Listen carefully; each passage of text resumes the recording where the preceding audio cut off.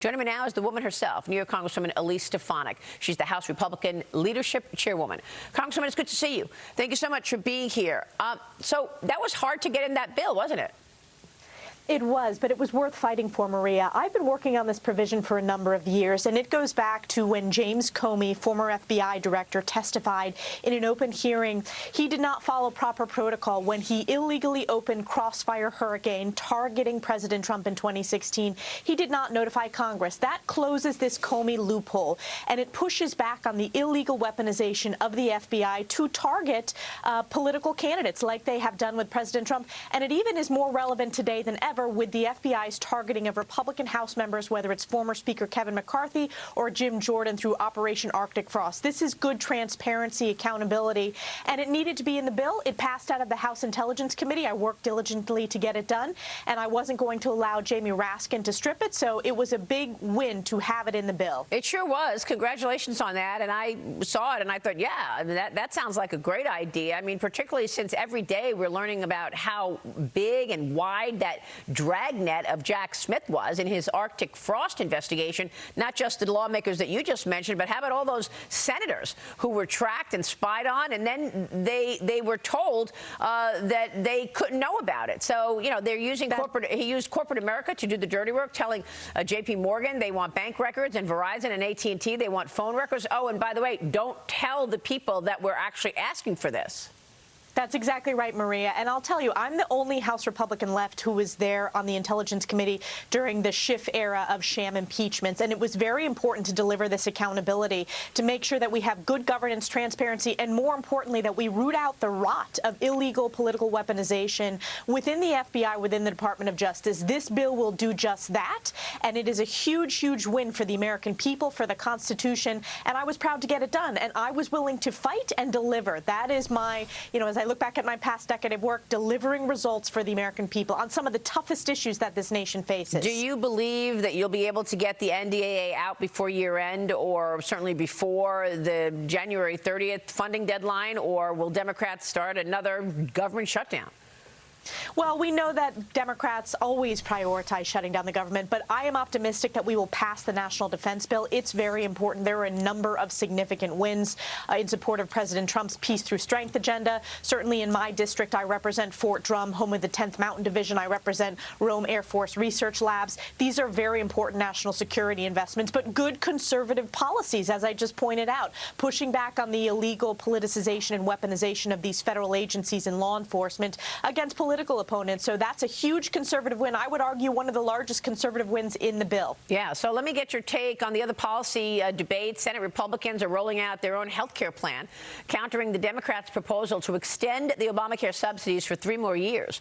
GOP Senators Mike Crapo and Bill Cassidy's bill would allow the existing subsidies to expire and be replaced with a new 2-year program where the government would pay directly into health savings accounts paired with certain Obamacare plans. The Senate will vote on this tomorrow, and the two competing plans, both expected to fail. Congresswoman, what are your thoughts on this Obamacare subsidies issue?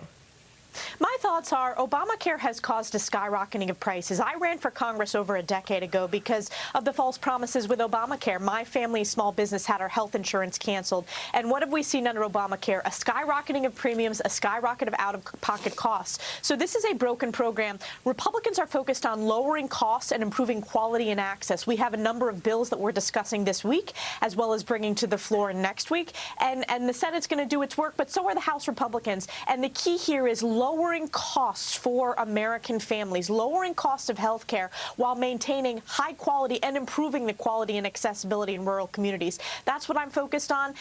There's always bipartisan opportunities, but the Democrats have to come to the table, too, to discuss these bipartisan provisions and not just continue off the cliff of a broken program. Yeah, and this is, once again, what President Trump is campaigning for the Republicans for 2026. But you're in your own campaign right now, and I want to get your take on the New York race and how it's going for you. Nassau County Executive Bruce Blakeman formally announcing that he is now running to be governor of New York. Congresswoman, a new Siena poll shows current Governor Kathy Hochul's approval numbers have not budged since September. You are seeing a 5-point swing in your direction as people understand and learn more about your campaign. How's it going, and what about Bruce Blakeman entering the race?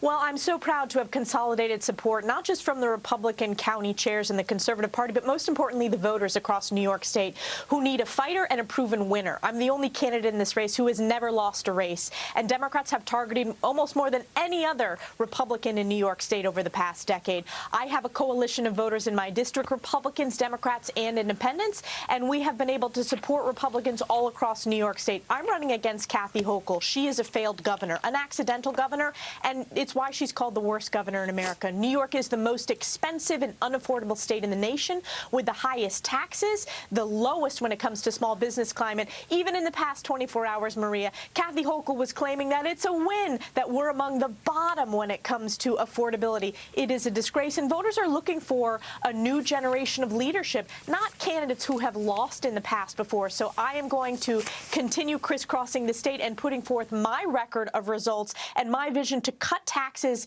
to make sure that we are making New York the safest state in the nation, which is the exact opposite that we've seen under Kathy Hochul. How are you going to get moderates and Democrats to come and vote for you, Congresswoman? We know what just happened in Miami, a blue city, you know, electing a Democrat. Same thing in New York, electing Zoran Mamdani. Same thing in Democrat New Jersey, which, of course, was close, but no cigar. And we had a Democrat win there, too. Same with Virginia. So you've got to appeal to moderates in New York and Democrats as well. What's the plan?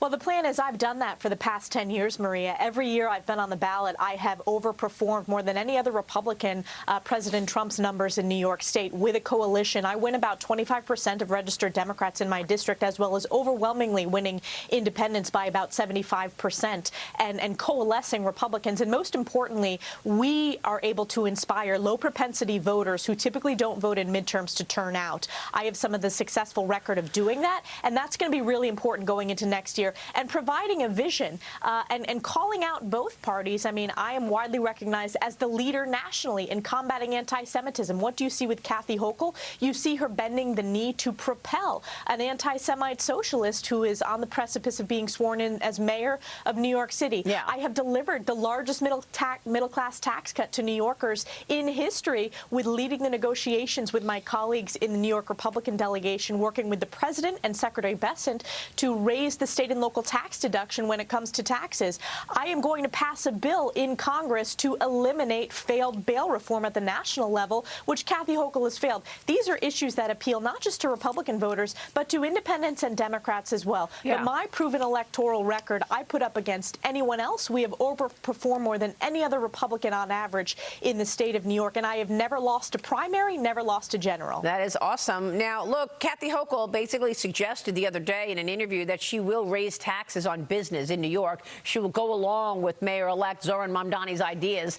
He and his wife have confirmed, his wife Rama, they will move into Gracie Mansion after he is sworn in as mayor on January 1st. Congressman, have you spoken to Mamdani? What are you expecting from the New York City mayor? I have not spoken to Mamdani. I'm expecting that this is going to be a defund the police mayoral reign. I think this is going to be someone who doubles down on raising taxes and forces the governor to do so. Think about this, Maria. It took the governor less than 24 hours to shift her position. She has spent this entire past year saying she wasn't going to raise taxes. As soon as Mamdani gained momentum, she said yes. She's shifting her position to raise taxes. It's very similar to what she did with congestion pricing, where she punted that until after the election, thinking New Yorkers are stupid, they were not going to notice. And then she screwed New Yorkers by raising the commuter tax, which is hurting New Yorkers and the suburbs around New York City. It is a tax on working families. The last thing New York needs right now is higher taxes. We need a governor that cut taxes to make us affordable once again, to make us a state that attracts families and small businesses. So this is yet another broken promise of Kathy Hochul. It's very similar to what she's doing with energy policies as well. She has every intention of putting into place a ban on natural gas, but she is punting that until after the election because she's so desperate politically. And who's hurting? New York families, New York businesses. That's why you're seeing a mass exodus from New York State more than any other state in the nation. It's because of the failed policies of Kathy Hochul. Yeah, we certainly are seeing that exodus. Congressman, we're going to be watching the race and certainly watching your work. We so appreciate you joining me this morning.